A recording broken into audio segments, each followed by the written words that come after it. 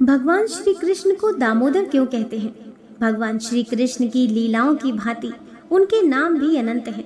उनमें से ही एक नाम दामोदर है, जो उन्हें बचपन में दिखाई गई एक लीला के कारण मिला था। यह नाम इसीलिए भी विशिष्ट है क्योंकि इस बार उन्होंने अपनी माया का प्रयोग असुर पर नहीं, अपितु अपनी माता पर ही किया था। एक बार गोकुल में माता यशोदा दूध को मथ कर मक्खन निकाल रही थी। उसी समय श्री कृष्ण वहां आए और दूध पीने की जिद करने लगे। उनका मनोहर मुख देखकर वैसे ही माता यशोदा सब कुछ भूल जाती थी। उन्होंने सारा काम छोड़ा और श्री कृष्ण को स्तनपान कराने लगी। वे ये भूल गईं कि उन्होंने अंगीठी पर दूध गर्म करने रखा है। दूध पिलाते हुए अचानक उन्हें याद आया कि अंगीठी पर रखा दूध तो उबल गया होगा।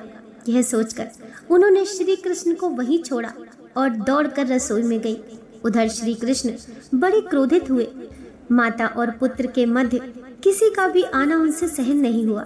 इस क्रोध में उन्होंने वहां पड़े माखन के सारे घड़ों को फोड़ दिया और प्रेम पूर्वक माखन खाने लगे। उधर जब यशोदा मैया वापस आई तो देखा कि सारा घर माखन से भरा हुआ है।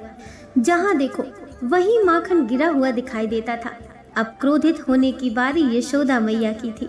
उन्होंने सारा दिन श्रम कर उस माखन को निकाला था और श्री कृष्ण ने उनकी सारी मेहनत पर पानी फेर दिया। यह सोचकर उन्हें भी बड़ा क्रोध आया। फिर क्या था, उन्होंने एक छड़ी उठाई और श्री कृष्ण को मारने दौड़ी। तीनों लोकों के स्वामी श्री कृष्ण उनसे बचने के लिए भागे। सभी देवता स्वर्ग में उनकी इस लीला के दर्शन कर रहे थे। माता बड़ी थी और श्री कृष्ण छोटे, फिर भी वे उन्हें पकड़ नहीं पाई। भला प्रभु की इच्छा के बिना उन्हें कौन पकड़ सका है। अंत में वे थक कर वहीं भूमि पर बैठ गईं। जब श्री कृष्ण ने देखा कि लीला कुछ अधिक ही हो गई है और माता थक चुकी हैं, तो वे स्वयं उनके पास पहुंचे। उन्होंने प्रेम पूर्वक मैया का पसीना पोंछा, किंतु इतना श्रम करने के कारण यशोदा का क्रोध और बढ़ गया था। उन्होंने झट से कन्हैया को पकड़ लिया। इसे प्रभु की लीला ही कहेंगे कि उन्होंने समझा कि मैंने कान्हा को पकड़ लिया। वे क्या जानती थीं कि उनकी इच्छा के बिना उन्हें कोई पकड़ नहीं सका है। अब उन्हें दंड क्या दें।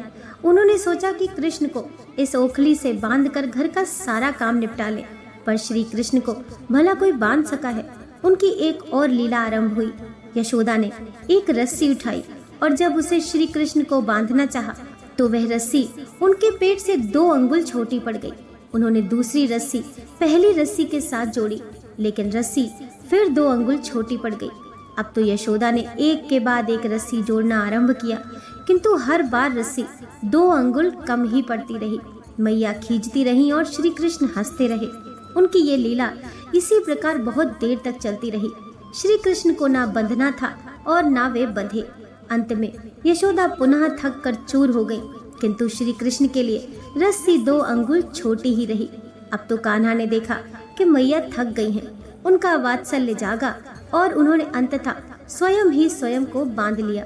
यशोदा ने चैन की सांस ली और घर के काम में लग गई।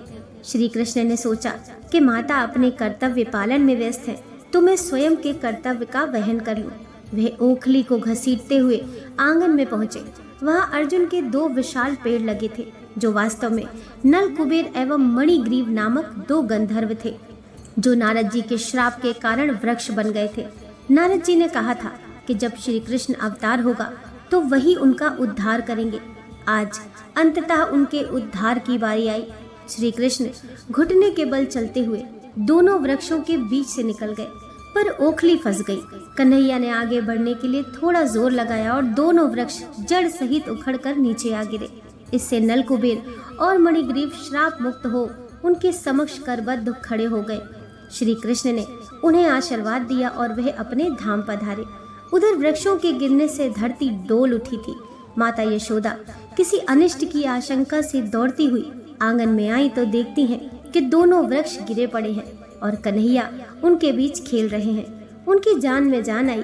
वह दौड़ती हुई गई और तत्काल कन्हैया की रस्सी को खोलकर उन्हें मुक्त किया। श्री कृष्ण की एक और लीला का अंत हुआ।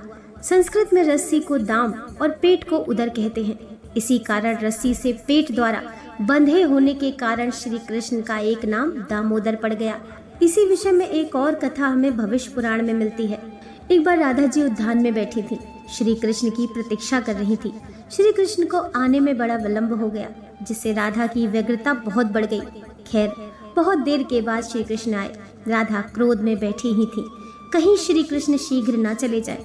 ये सोचकर उन्होंने उन्हें लताओं की रस्सी से बांध दिया। उन्हें बांधने के बाद उन्होंने उनसे विलंब का कारण पूछा। तब श्री कृष्ण ने बताया कि आज कार्तिक पर्व के कारण यशोदा मैया ने उन्हें बिना पूजा के आने नहीं दिया, इसी कारण उन्हें विलंब हो गया। ये सुनकर राधा जी को बड़ा पश्चाताप हुआ। उन्होंने तत्काल उनकी रस्सी खोली और उनसे क्षमा याचना की। तब श्री कृष्ण ने हंसते हुए कहा कि क्षमा याचना कैसी, मैं तो पहले ही तुम्हारे प्रेम से बंधा हुआ हूँ। उनकी ये बात सुनकर राधा जी बड़ी प्रसन्न हुई और रस्सी द्वारा पेट से बांधने के कारण उन्होंने श्री कृष्ण को दामोदर नाम से संबोधित किया। तभी से श्री कृष्ण का एक नाम दामोदर पड़ा। दोस्तों, आशा करती हूँ आज की कथा आपको ज़रूर पसंद आई होगी। वीडियो पसंद आई हो तो लाइक कीजिए, चैनल को सब्सक्राइब कीजिए। मिलते हैं नेक्स्ट वीडियो के साथ।